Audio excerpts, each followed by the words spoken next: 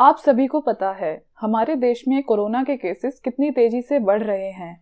Corona की इस महामारी को हमारे देश में आए लगभग 1 साल से अधिक हो चुका है और इस महामारी के चलते पहला लॉकडाउन हमारे देश में 22 मार्च 2020 को लगा था। इस साल फरवरी की शुरुआत में कोरोना के केसेस घटते नजर आ रहे थे और लोग राहत की सांस ले पा रहे थे। एक्टिव केसेस भी कम नजर आ रहे थे, परंतु अब कोरोना वायरस की दूसरी लहर आ चुकी है और ये लहर पहली लहर के मुकाबले ज्यादा ताकतवर भी है। कोरोना के इस म्यूटेटेड वेरिएंट से हमारे देश के लगभग 1.5 करोड़ से ज्यादा लोग संक्रमित हो चुके हैं। रविवार को लगभग 2.5 लाख से ज्यादा मामले सामने आए थे और 1600 मौतें हो चुकी थीं। National centre for disease control ने पिछले साल ही एक वेरिएंट की जानकारी दे दी थी और इस वेरिएंट को B.1.617 नाम दिया गया था।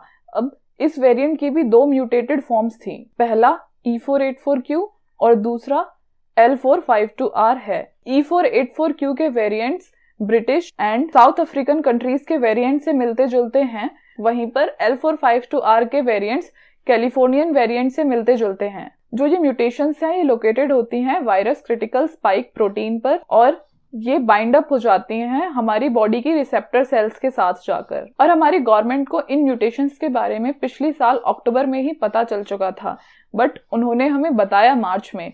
अगर उसी समय इस पर ध्यान दिया जाता तो शायद ये और ज्यादा म्यूटेट ना हो पाते। पिछले 24 घंटे में भारत में 2.5 लाख से ज्यादा मामले सामने आए हैं और अब भारत में कोरोना की ट्रिपल म्यूटेंट वेरिएंट भी मिला है, जिसकी वजह से कोरोना संक्रमण और ज्यादा तेजी से फैल रहा है। साइंटिस्ट का मानना है कि इस ट्रिपल म्यूटेंट वेरिएंट की वजह से कोरोना की सेकेंड वेव और ज्यादा तेजी से बढ़ती जा रही है और इसका पीक आना भी बाकी है, जो कि 14 या 15 मई के आसपास बताया जा रहा है।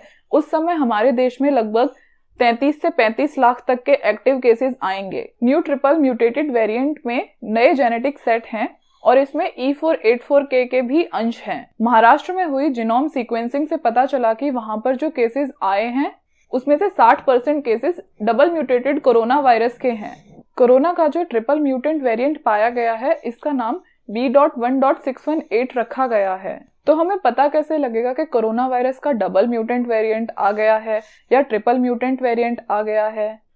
ये हमें पता लगेगा जीनोम सीक्वेंसिंग के थ्रू। जीनोम सीक्वेंसिंग वो है जिसमें किसी भी ऑर्गेनिज्म के बारे में हम डिटेल स्टडी कर सकते हैं, उसके जेनेटिक स्ट्रक्चर के बारे में पता लगा सकते हैं और पता लगा सकते हैं कि वायरस का ओरिजिनेशन कहाँ से हुआ, वो कैसे आया, हमारे पास जो वैक्सीन्स अवेलेबल हैं वो इस वायरस के लिए यूजफुल है भी या नहीं, उन वैक्सीन्स में क्या क्या चेंजेस करने की जरूरत है, ये सब हम जीनोम सीक्वेंसिंग के थ्रू पता लगा सकते हैं। कई देश जैसे चाइना, यूके, यूएस, इनमें जीनोम सीक्वेंसिंग पहले ही शुरू की जा चुकी थी, पर भारत ने उस समय इस पर इतना ध्यान नहीं दिया था।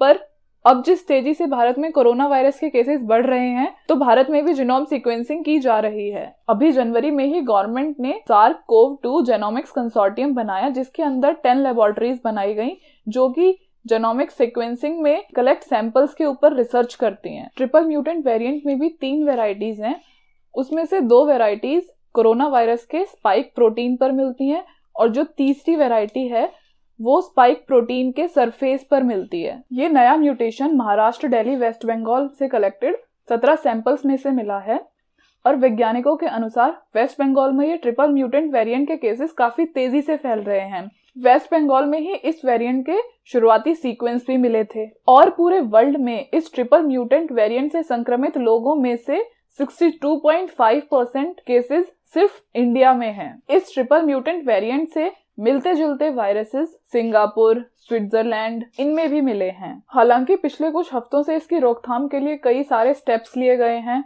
रेस्ट्रिक्शंस लगाई गई हैं, नाइट लॉकडाउन्स लगाए गए हैं, कर्फ्यूज लगाए गए हैं और हमारी गवर्नमेंट ने घोषणा की है कि 1 मई के बाद 18 साल से ज्यादा उम्र के लोग भी वैक्सीन लगवा सकेंगे। तो सरकार द्वारा बनाए गए इन सभी नियमों का पालन करें और सेफ रहें। Thank you. If you find this video informative, then please like, share and subscribe my channel.